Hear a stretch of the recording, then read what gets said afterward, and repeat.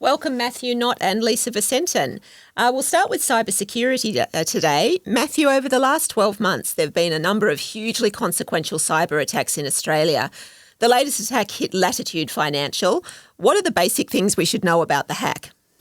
Yeah, well, Latitude Financial is a very significant personal consumer lending company that gives out personal loans, car loans, insurance. And this was a very substantial data breach, much bigger than first thought at the time. So 14 million customer records, it looks like, have been released, including, for example, 8 million driver's licenses. So it's a very significant breach of customer data. Why are we seeing this increase in cybersecurity attacks? It feels like they're becoming not only more frequent, but they're happening closer and closer together. Yeah, there's some quite interesting big picture reasons behind this, besides just the technical details, of whether companies are doing enough to secure their data. So one thing is that this is becoming increasingly industrialized and professionalized. The hackers are becoming really skilled at what they're doing, and they see this as a way to make a lot of money. That's through ransomware, where you steal data and then hold it hostage, essentially, and try and get the companies to pay for it. So we're dealing with much more sophisticated actors there. Then the other thing that people point to is the deteriorating geopolitical climate. So in terms of Russia, which of course is at war with Ukraine, the tensions we have with China, what we're seeing is increasingly a blurring of the lines between state actors and commercial private actors, with these kind of cyber gangs that are using the resources and expertise of the state, particularly coming out of Russia lately, has kind of come out of nowhere for a country like Australia to be a very big threat to our data. The other thing people point to is the fact we're coming out of this COVID-19 pandemic. People have been working from home. There's been a lot more need for technology and information sharing, beyond just the office. So it's creating a lot of vulnerabilities in the systems that companies are using that's making it easier in some cases for people to hack into it.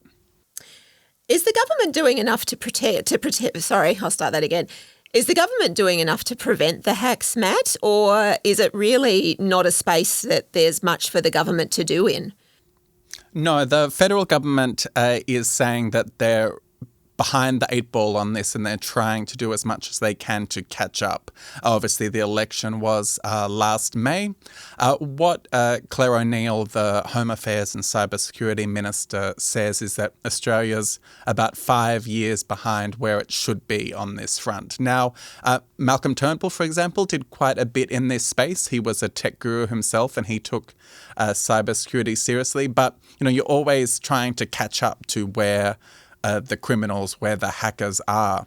And so these recent hacks have shown that Australia is just not where we need to be in terms of the protections, and also in terms of how the government deals with an attack and responds to it. The Optus was the first big one, and it really exposed some glaring vulnerabilities in terms of who's actually responsible. No one in the government knew which department would handle it, which agency. So the government right now is doing a lot of work just to create a system, really. So when something major happens, who's in charge? How do you get people together? And they're developing a big cybersecurity strategy with the aim to make Australia the most cyber secure nation by the end of the decade. Now, that's an extremely ambitious goal, given the big hacks that we keep seeing repeatedly. Let's bring Lisa into this as well at this point. Lisa, obviously a number of big companies have been involved. We've talked about Latitude Financial. There was Optus and Medibank. What do you think companies fear most in terms of these sorts of hacks?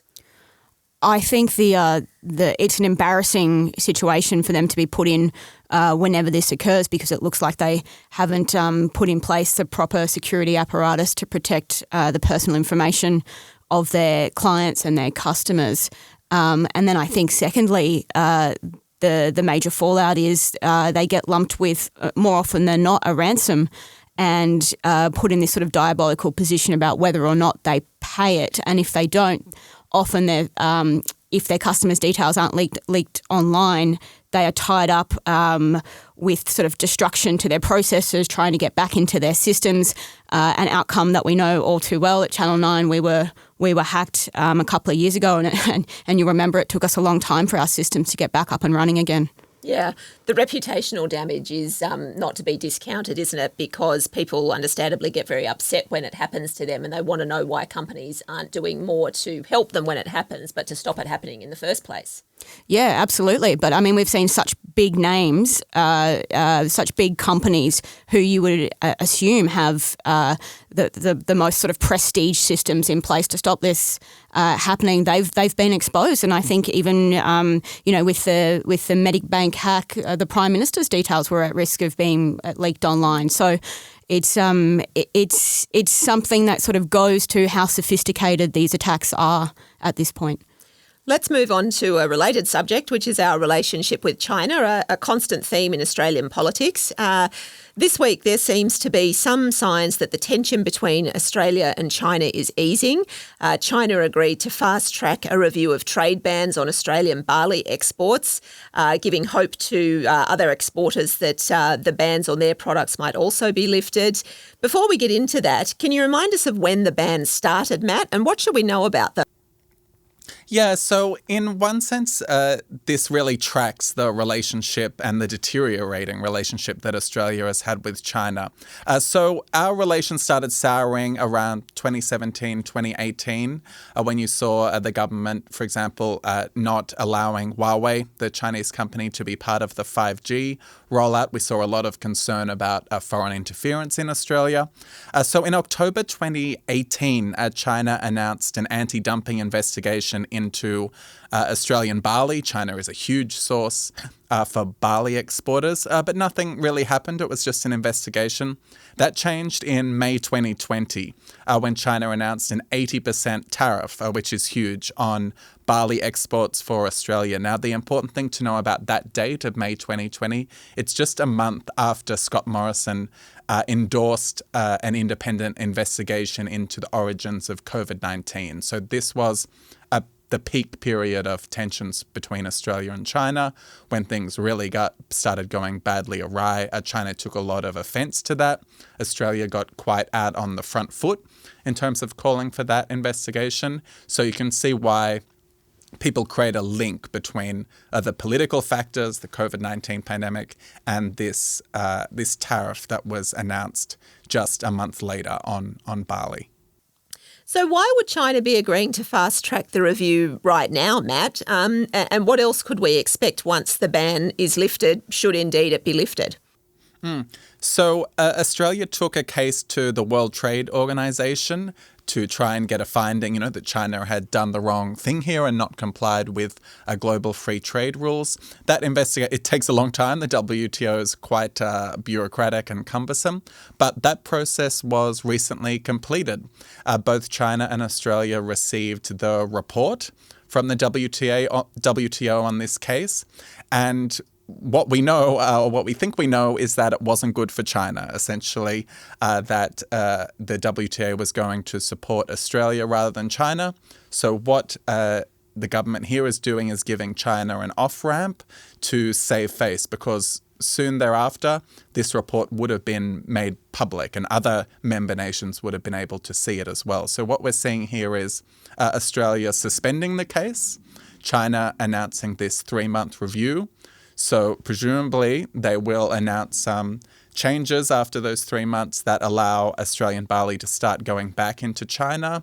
We will drop the case. This is the plan. Otherwise, Australia could resume the WTO case and those findings could be made public. So it's quite a staggered step-by-step process with the aim to get everyone to a point where no one's too embarrassed, no one's lost too much face, both countries are getting what they need, and then you move on to the other products. There are many others that have been affected by China's trade restrictions. The other big one is wine, because China became such a huge destination for Australian winemakers, and they've had very little access to the country in the past few years. So the government's already saying that Once they get barley done, they want to move on to wine and to get Australian wine flowing back into China again. Another positive sign, I suppose, is that Trade Minister Don Farrell will make his first trip to China in the coming weeks. Lisa, what can we expect from that? And is this just basically another sign that our relationship with China is only getting better? I think that's definitely the case. I think this is a progression that we've seen beginning with Penny Wong's immediate tour through the South Pacific and the openings of communications with her Chinese counterparts, and indeed the sort of sideline meeting between Albanese and Xi that we saw last year. I think, though, when you speak to China experts, they do say that while there is a sort of thawing intentions, it's important to not see this as a complete reset of relations. Our security personnel within government are all too aware that foreign interference is something that's still coming at us hard and fast, with China a key player in that space. So yes, diplomatic channels are thawing, and that's a great thing, particularly on the trade front. But there's no doubt that China is still our sort of number one sort of geo security sort of player that we're up against, particularly in the Indo-Pacific. Yeah, and it's very slow moving as well. And this is not an area where we're going to see big, rapid changes. I know this idea of Don Farrell going to China at first was raised in January, that he was going to get invited. Now we're halfway through April and it still hasn't happened. It seems he will go very soon. But yeah, there's a lot of diplomatic complexities at play. And China will want to keep some kind of leverage over Australia. They're not just going to announce, all the restrictions are suddenly gone. It's good to see an improvement, but it's very much a bit-by-bit, step-by-step process to get back to somewhere like where we were before. But as Lisa suggested and as Penny Wong keeps saying, we're not going back to where we were 10 years ago in terms of our economic or strategic relationship with China. Let's move on to the other big issue of the week, which is The Voice. A couple of days ago, the now former Shadow Attorney General Julian Leeser quit the opposition front bench to campaign in favour of a yes vote for the referendum.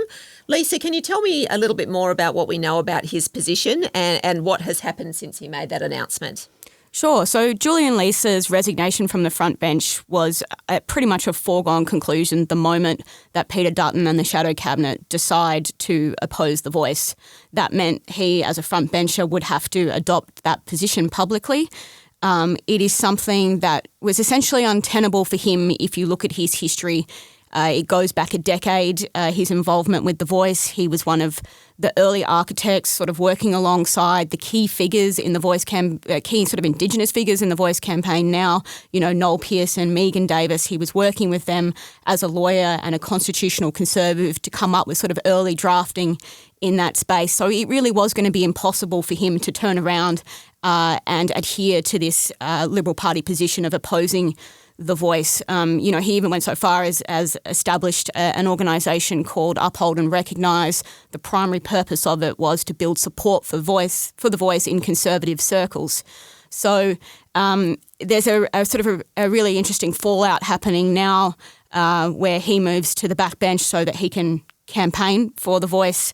It sort of frees up Peter Dutton to go all in on opposing The Voice, and he'll be looking to find a new Indigenous spokesperson and a new Attorney General who can accompany him in that process and to really sort of be figureheads of the No campaign.